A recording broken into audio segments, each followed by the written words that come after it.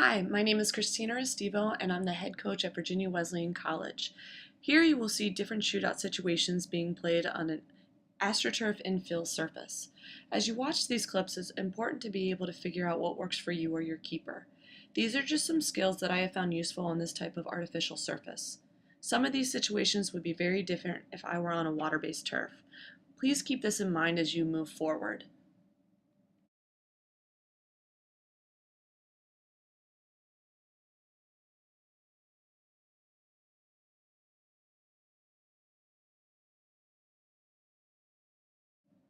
I immediately recognize that Kyle's going to my left, so I want to keep my footwork even and I want to go back home to the cage. Notice that as Kyle engaged me, she noticed that I was out quickly to the top of the circle, so she had to go really wide in order to have a better angled shot. And when she went that wide, I was not able to intercept the ball. Here I was off the line quickly, but Kyle went so wide that it was easier for me to drop back and regain my angle with the cage.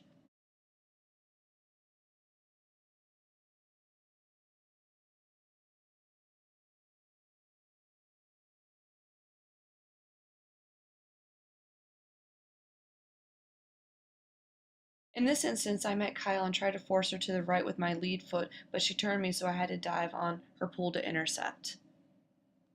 I made the intercept tackle, however, Kyle came back around quickly, so it was safer to stay at home on the ground and inchworm.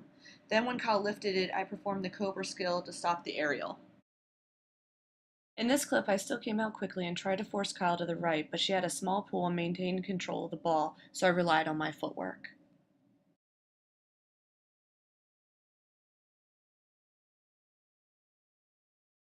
I think this particular skill is becoming one of the most frequent moves, and it is really important that if you can't see the ball, then you must stay on your feet.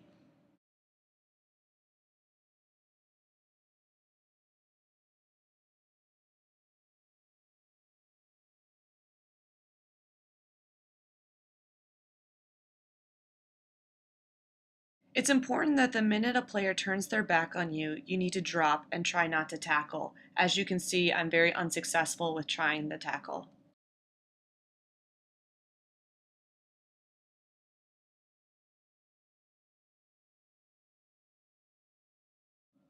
When the attacker has the ball, it's important to be patient with your footwork and see what they're going to do.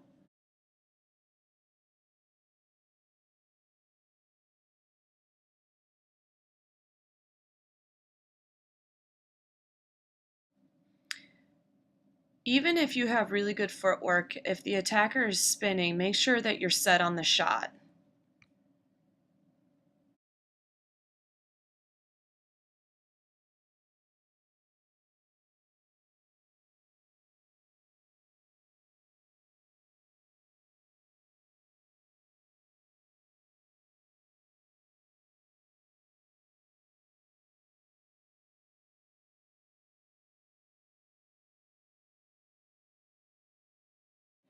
If you are going to dive to intercept using your stick on your right side, make sure you're going on a 45-degree angle into the attacker, not laterally.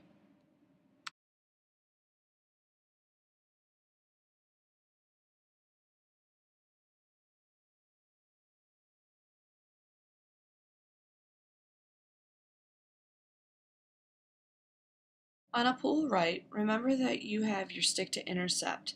However, it's the attacker's reverse, so you have to be aware of your angles. Even on a reverse shot, you must be set as soon as you see the backswing.